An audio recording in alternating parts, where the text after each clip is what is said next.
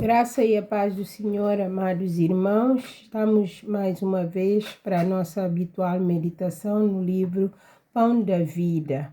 Hoje é terça-feira, dia 12 de maio do ano 2026.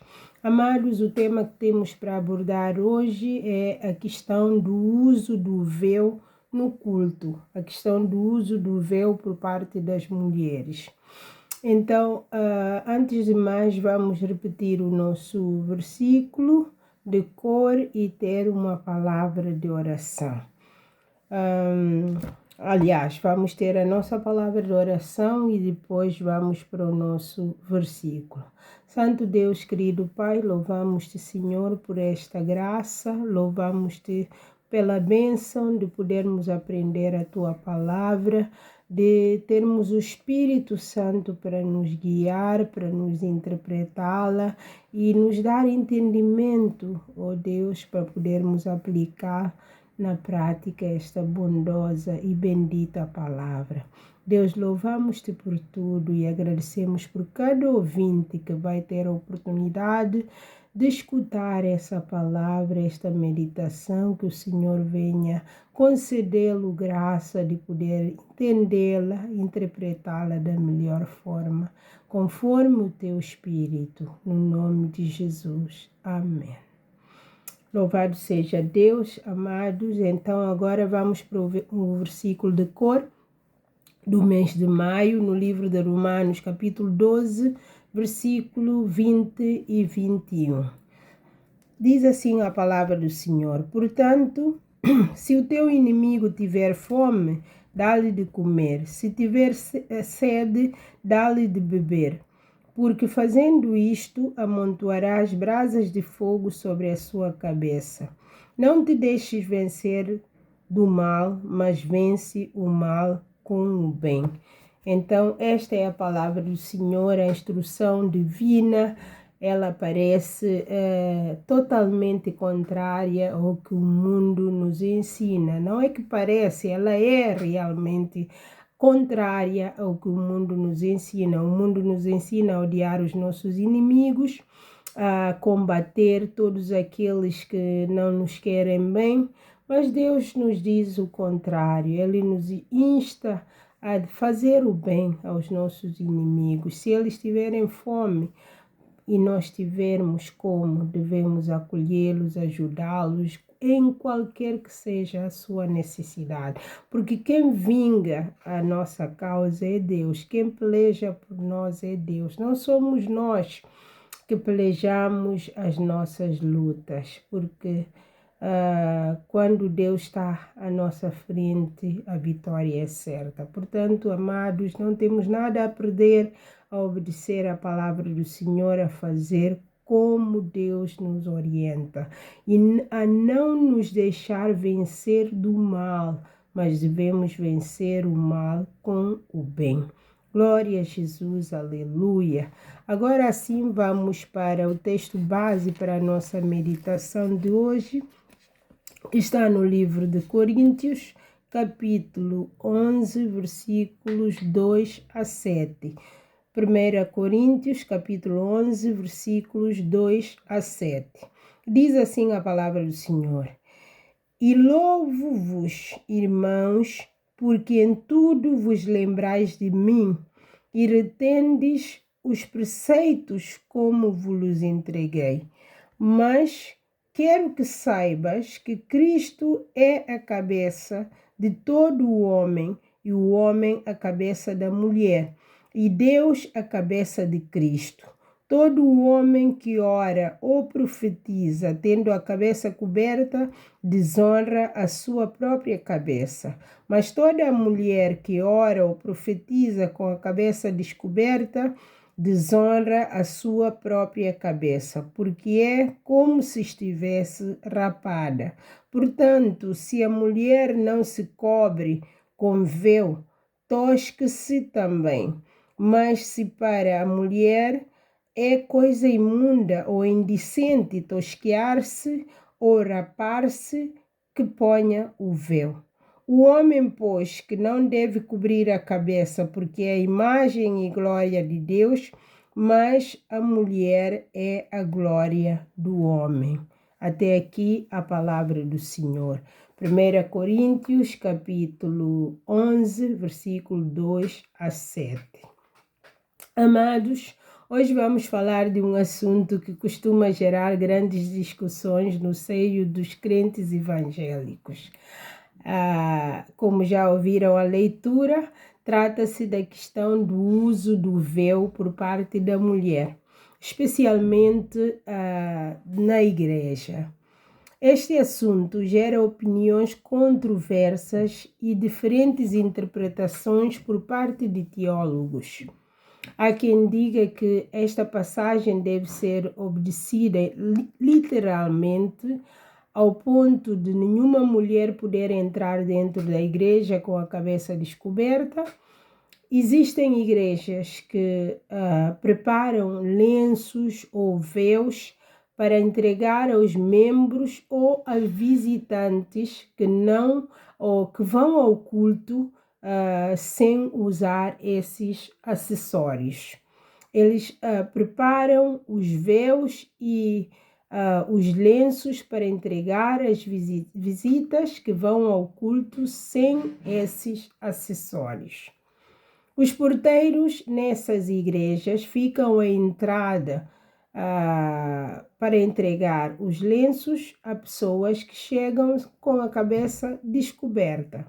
Se a pessoa se recusar a usar, então ela é impedida de assistir ao culto, porque nessas igrejas eles não querem que a desobediência a essa norma traga a ira de Deus sobre elas. Então, essas igrejas são muito, muito rigorosas com relação a esta norma, para não dizer doutrina. No entanto, existem ainda um outro grupo, um segundo grupo, porque vamos falar de 3 grupos, 3 correntes, né? Existe um segundo grupo que diz que não é absolutamente obrigatória a mulher usar o véu, mas se uma mulher vai dirigir alguma parte do culto ou subir ao púlpito por qualquer motivo, então deve cobrir a cabeça. Nessas igrejas, uma mulher não pode profetizar sem ter a cabeça coberta com um véu ou um lenço, conforme lemos na passagem de hoje. Existe ainda um terceiro grupo que considera que esta passagem, como uma regra, não é obrigatória. Portanto, não pode ser aplicada na igreja hoje em dia como naquela época. Nessas igrejas, as mulheres podem deixar a cabeça descoberta ou coberta conforme desejarem. Depende da decisão de cada um. Não há uma obrigatoriedade nessas igrejas quanto à obediência a esta norma. Então, as divergências de interpretação existem em todos os continentes e em todas as partes do mundo nesta questão. Na América, por exemplo, segundo o autor, encontramos 3 tipos de igrejas, tal como na Europa. Na Ásia e em África acontecem o mesmo. Na Nigéria, que é o exemplo que o autor conhece bem, diz assim, que há 3 grupos, mas dentro destes grupos, aqueles que insistem no uso do véu são mais numerosos. Na Nigéria, se formos ver, então a taxa de percentagem daqueles que obrigam as mulheres a usar o véu são mais numerosas. Nas nossas igrejas, na Guiné-Bissau,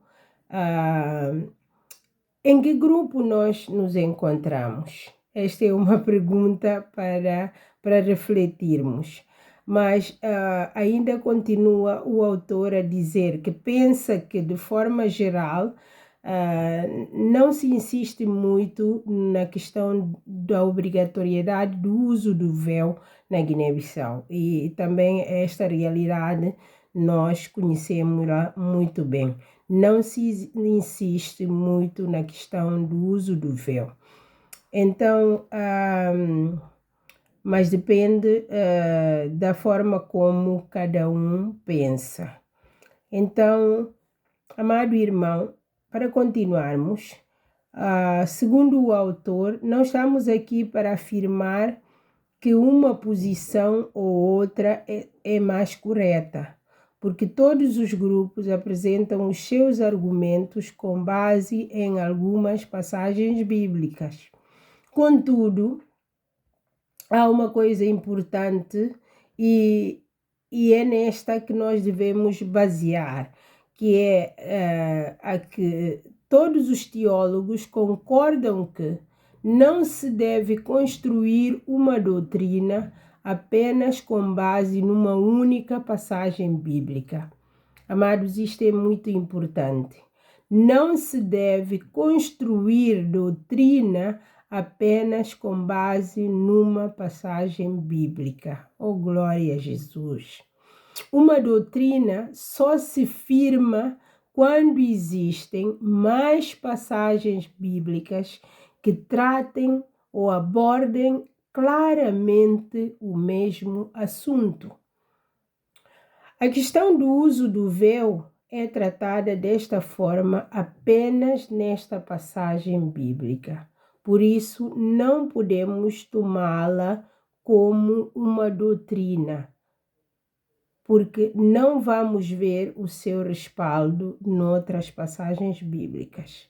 Não podemos tomá-la como uma doutrina definitiva que Cristo deixou para a sua igreja. Outra coisa é que, se observarmos na maioria dos casos, todos concordam com a outra parte do versículo que fala sobre os homens. Os homens não devem cobrir a cabeça. No nosso contexto, podemos dizer, os homens devem tirar o chapéu quando estão no culto. Não vejo homens a usarem chapéus dentro da igreja. Nesta parte, todos concordam. Gosto daquilo que Paulo revela no nosso versículo-chave, que diz assim: aqueles irmãos lembravam-se de Paulo, lembravam-se dele, na forma como obedeciam aos seus ensinamentos. Será que nós fazemos isto hoje nas nossas igrejas? Será que nós nos lembramos dos nossos líderes através dos seus ensinamentos, na forma como obedecemos, colocamos em prática os ensinamentos que nos têm dado? Seria muito bom se, na nossa maneira de lembrar dos nossos líderes, dos servos de Deus que alguma vez nos lideraram, fosse colocar em prática aquilo que eles pregaram, aquilo que eles nos ensinaram da palavra de Deus.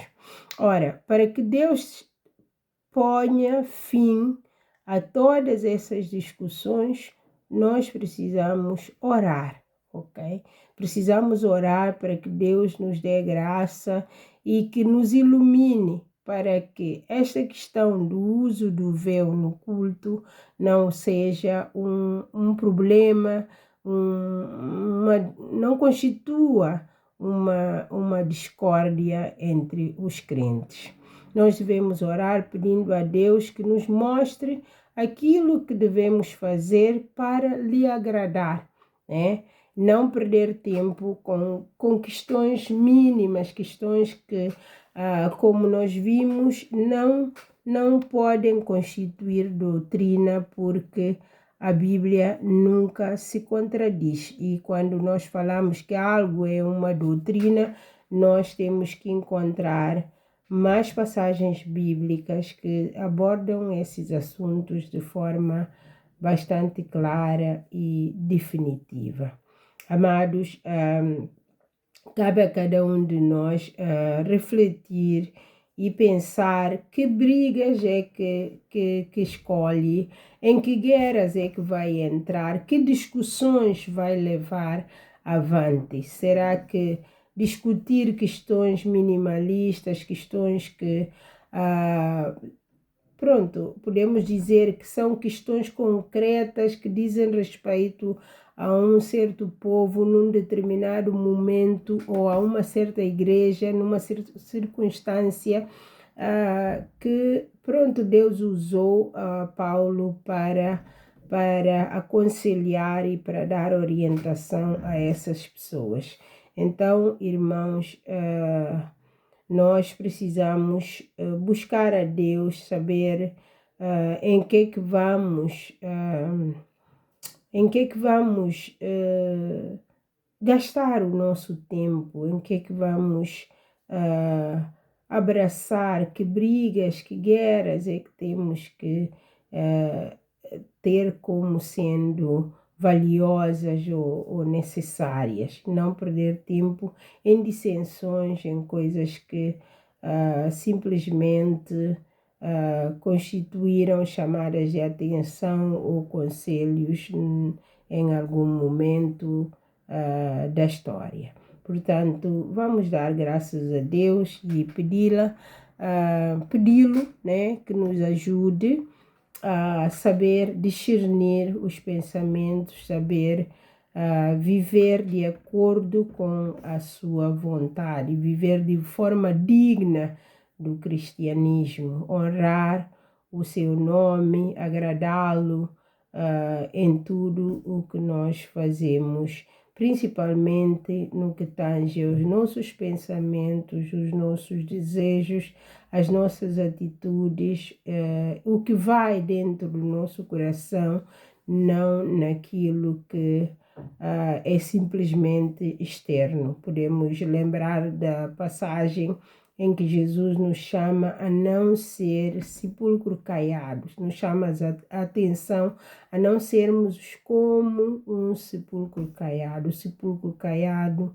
é bonito por fora, mas por dentro tem um monte de podridão, de imundícia, de coisas que não prestam. Portanto, não é o que nós apresentamos da parte de fora. Não quer dizer que a nossa imagem não deve... na nossa imagem não devemos nos preocupar em honrar a Deus. Não é isso. Nós devemos nos preocupar em honrar a Deus, vestirmos-nos de forma decente e honrar a Deus com aquilo que nós apresentamos. Mas o mais importante é o homem interior, o nosso pensamento, as nossas atitudes, aquilo que somos dentro de quatro paredes, aquilo que somos quando ninguém olha para nós. Então, por isso nós precisamos mesmo da graça de Deus para poder viver um cristianismo não só preocupado com as coisas de fora, mas um cristianismo que realmente glorifica a Deus de forma plena. Que Deus nos abençoe e nos dê graça para termos uma boa semana. No nome de Jesus, amém. Deus vos abençoe.